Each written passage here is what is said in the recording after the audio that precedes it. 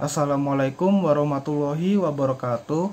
Pada kesempatan kali ini, kami dari kelompok 9 akan mempresentasikan materi yaitu Social Network, Auctions, and Portals.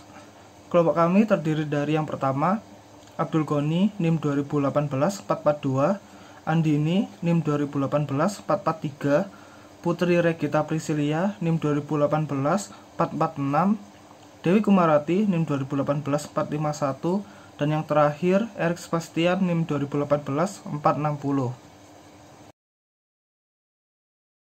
Social Networks and Online Communities. Internet dimulai sebagai media komunikasi bagi para ilmuwan. Komunitas awal adalah papan buletin, grup berita, dan sebagainya. Saat ini, jejaring sosial, berbagi foto atau video, blog telah menciptakan era baru sosialisasi online. Jejaring sosial sekarang menjadi salah satu aktivitas internet yang paling umum.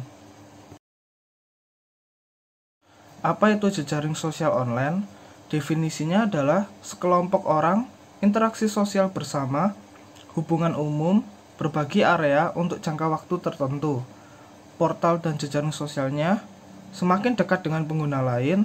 Situs komunitas menambahkan layanan seperti portal, pencarian, berita, pelayanan perdagangan elektronik. Pertumbuhan jejaring sosial dan komunitas online. 10 akun jaringan sosial terbaik untuk lebih dari 90% aktivitas jejaring sosial. Pengguna Facebook lebih dari 50% adalah berusia 35 tahun ke atas. Jumlah unik audiensi. 4 jaringan sosial Amerika terbaik yaitu 270 juta. 4 mesin pencarian atau portal terbaik 680 juta. Penghasilan iklan tahunan situs jaringan sosial Amerika 4,45 miliar dolar dan mesin pencarian atau portal terbaik 22 miliar dolar. Berikut adalah diagram dari situs jejaring sosial terbaik pada tahun 2013. Untuk urutan pertama sekarang dipimpin oleh dengan Facebook. Dan selanjutnya ada link, ketiga Twitter, Google, dan selanjutnya. Mengubah jaringan sosial menjadi bisnis. Jaringan sosial memanfaatkan audiensi melalui iklan. Bisnis menggunakan jaringan sosial yang pertama, alat pemasaran dan branding, yaitu laman Facebook, fans atau penggemar, dan Twitter feeds. Yang kedua, menjangkau audiensi yang lebih mudah daripada website dan email. Dan yang ketiga, alat mendengarkan, yaitu mengawasi reputasi online. Dan yang terakhir, ekstensi dari CRMS. Nah, di slide ini kita akan membahas mengenai jenis dari jaringan sosial dan model bisnisnya. Yang pertama yaitu komunitas umum, menawarkan kesempatan untuk berinteraksi dengan audiens umum yang diorganisasi ke dalam topik-topik umum. Kemudian iklan, didukung dengan menjual iklan pada halaman dan video. Yang kedua itu practice network, yaitu menawarkan diskusi kelompok yang terfokuskan, membantu dan memberi pengetahuan terkait area dari latihan bersama. Dapat menjadi profit atau non-profit serta mengandalkan iklan atau sumbangan pengguna. Untuk keempat yaitu afinitas masyarakat, menawarkan diskusi kelompok yang terfokuskan dan interaksi dengan orang lain yang membagikan afinitas yang sama ataupun identifikasi pribadi ataupun kelompok. Untuk pengiklanan dan penghasilan berasal dari penjualan produk. Yang kelima, disponsori masyarakat, dibuat oleh pemerintah, non-profit, atau untuk profit organisasi yang bertujuan untuk mencapai target organisasi. Kemudian untuk fitur jaringan sosial dan teknologi seperti profiles, friends network, network discovery, dan masih banyak lagi. Masa depan jejaring sosial, di mana pertumbuhan Facebook telah melemah, kemudian pertumbuhan jaringan sosial terfokuskan kepada ketertarikan bersama yang spesifik. Nah, untuk kelelahan jaringan, yaitu studi Reuters menunjukkan pengguna Facebook menghabiskan waktu lebih sedikit di situs. Untuk masa depan keuangan, yaitu hubungan antara penjualan dan penggemar tidak jelas. Berikut akan membahas mengenai pelelangan online, di mana situs lelang online merupakan salah satu situs C2C yang paling populer di internet. eBay merupakan pemimpin pasar. Kemudian beberapa ratus situs lelang yang berbeda hanya ada di Amerika saja. Kemudian untuk portal dan situs retail online yang sudah didirikan yang semakin meningkat akan menambahkan lelang ke situs mereka. Di slide ini akan mendefinisikan dan mengukur pertumbuhan lelang dinamika harga. Yang pertama, dinamika harga seperti tiket penerbangan, kupon, dan beasiswa pendidikan. Kemudian untuk harga berdasarkan karakteristik permintaan dari pelanggan serta situasi dari penjualan persediaan. Berikut merupakan jenis dinamika penentu harga, yaitu ada bundel, memicu harga, pemanfaatan harga, dan personalisasi harga. Yang selanjutnya adalah lelang atau jenis dinamika harga. Yang pertama, ada situasi lelang atau yang dimaksud consumer to consumer perdagangan elektronik, melibatkan transaksi secara elektronik antara konsumen yang difasilitasi melalui beberapa pihak ketiga. Contohnya lelang rumah perantara. Yang kedua adalah B2C lelang, yaitu menandakan bisnis untuk pelanggan. Contohnya bisnis memiliki aset atau sering digunakan untuk kelebihan barang. Lelang juga dapat digunakan untuk menjual barang dan pelayanan. Yang kedua adalah alokasikan sumber daya, dan yang terakhir adalah alokasi dan bandel sumber daya.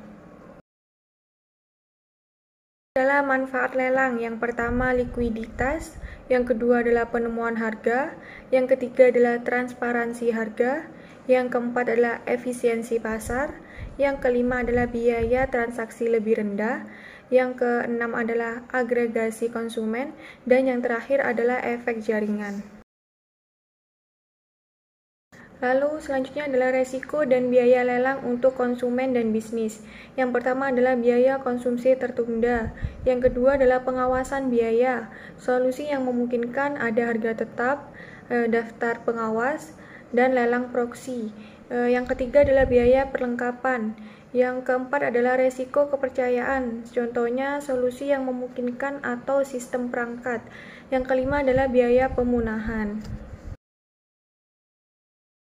Kemudian manfaat pembuat pasar. Yang pertama, tidak ada persediaan.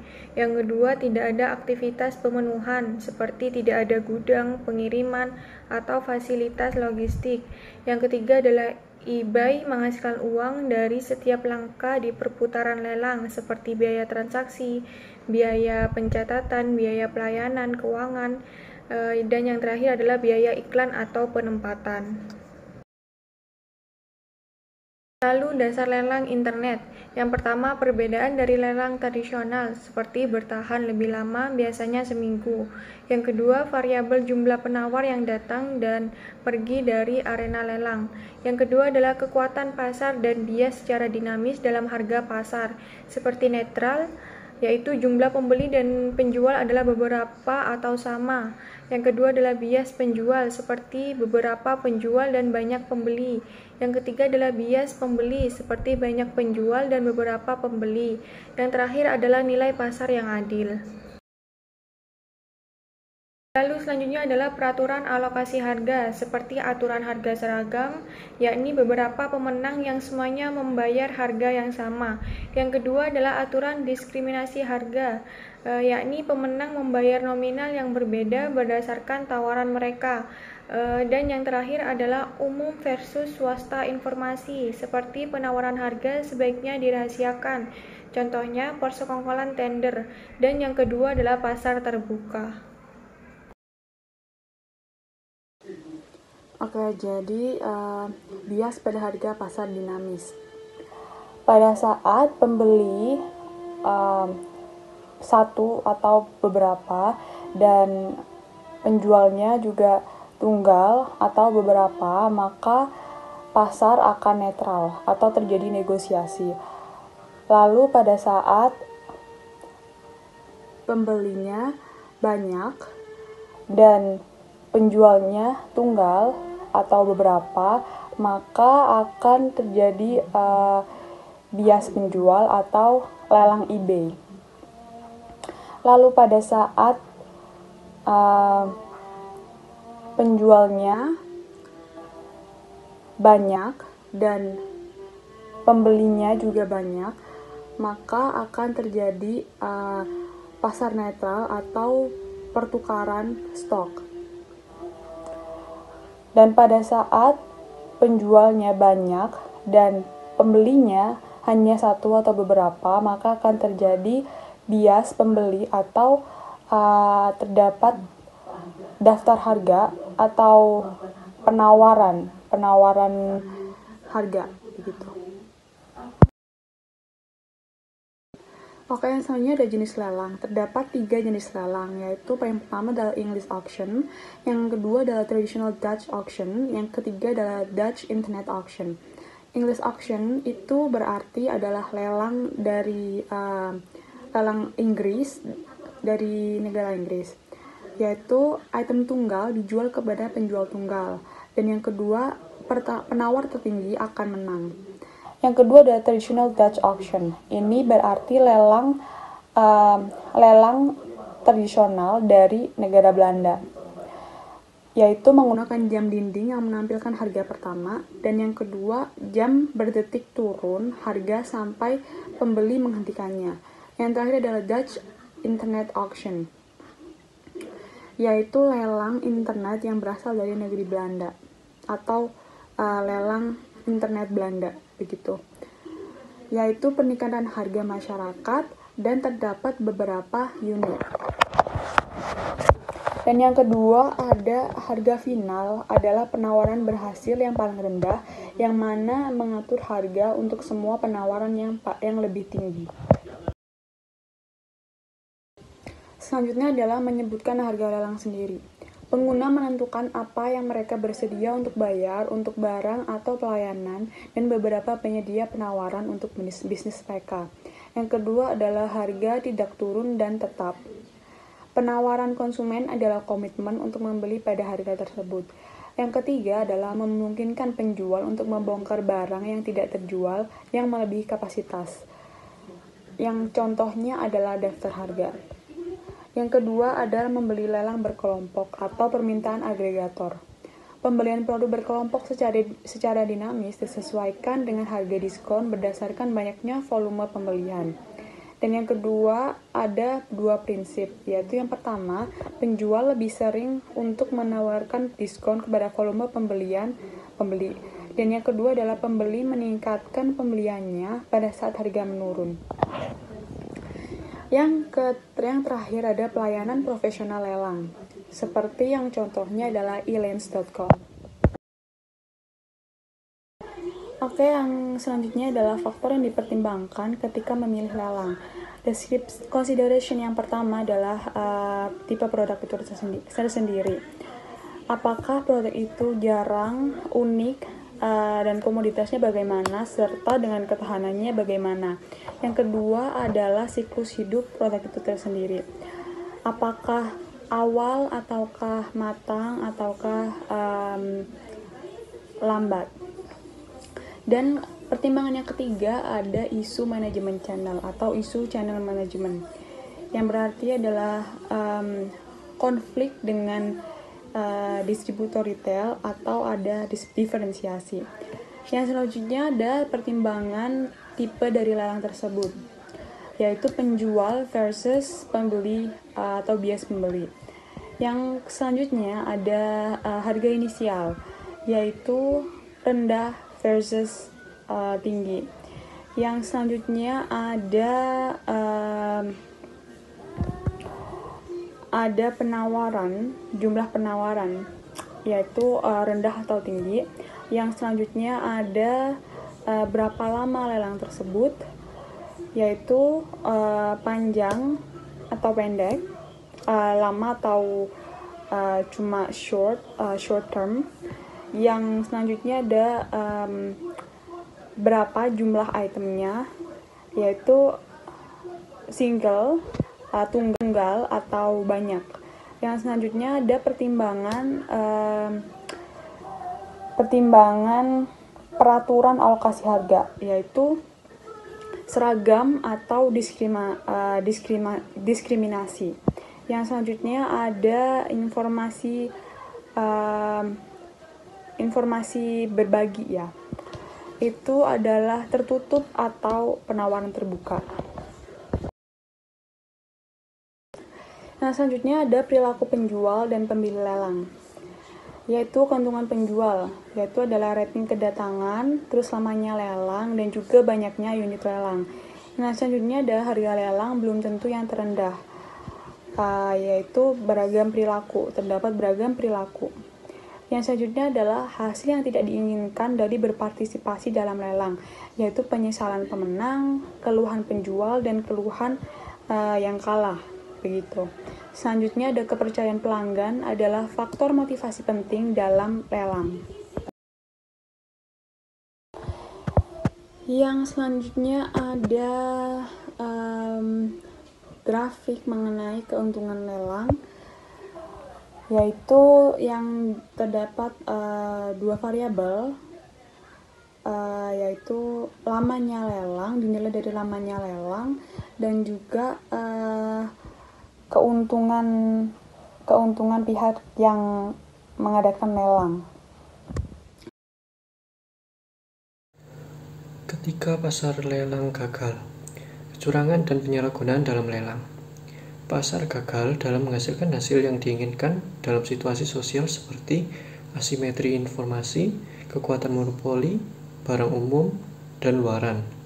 Pada 2012, kecurangan lelang di internet adalah 10% dari total kecurangan internet. Portal e-commerce merupakan situs yang paling sering dikunjungi di web, dan portal yang sebenarnya merupakan mesin pencarian, dan sebagai mesin pencarian yang banyak digunakan oleh masyarakat dapat menarik banyak audiens, yang pada saat ini situs pencarian tersebut menyediakan navigasi pada web, perdagangan, dan konten yang dimiliki dan sebagainya juga.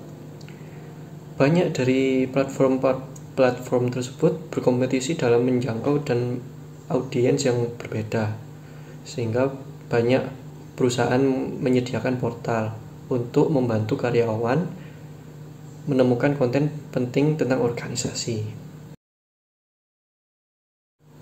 Berikut merupakan data mengenai 5 besar portal atau search engine yang digunakan di Amerika Serikat.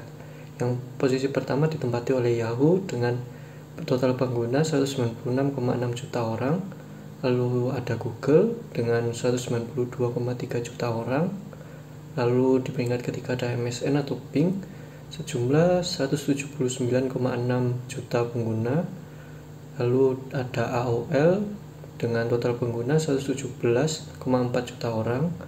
Lalu ada AS dengan 75,2 juta orang yang menggunakannya. Jenis portal. Tujuan umum portal yang pertama berupaya untuk menarik pengunjung umum yang sangat banyak dan mempertahankan audiens dengan menyediakan saluran konten vertikal yang mendalam seperti Yahoo dan MSN. Pasar portal vertikal berupaya untuk menarik fokus tinggi audiens yang setia dengan ketertarikan yang spesifik pada komunitas atau kelompok afinitas seperti iVillage, lalu konten yang terfokuskan seperti ESPN.com. Berikut nama-nama perusahaan penyedia portal yang dibagi berdasarkan jenisnya. Yang pertama dengan tujuan umum seperti Yahoo, MSN, AOL, dan as.com. Lalu pasar vertikal yang dibagi menjadi dua, menjadi grup afinitas seperti Facebook, iVillage, Sina.com, Sci-Fi.com, Law.com, GoExpress.com. Lalu dengan konten terfokus seperti ESPN.com, Bloomberg.com, NFL.com, WebMD.com, Gamers.com, Away.com, EasyOnline.com, dan SaleNet.com. Model bisnis portal. Portal mendapatkan pendapatannya melalui iklan umum, perjanjian sewa-menyewa seperti jumlah tayangan, kerjasama eksklusif, dan penyedia tunggal. Lalu ada komisi dari penjualan, lalu ada biaya subscription atau konten premium, dan aplikasi dan permainan. Baik, sekian dari kelompok kami. Apabila ada salah kata, mohon maaf, dan terima kasih.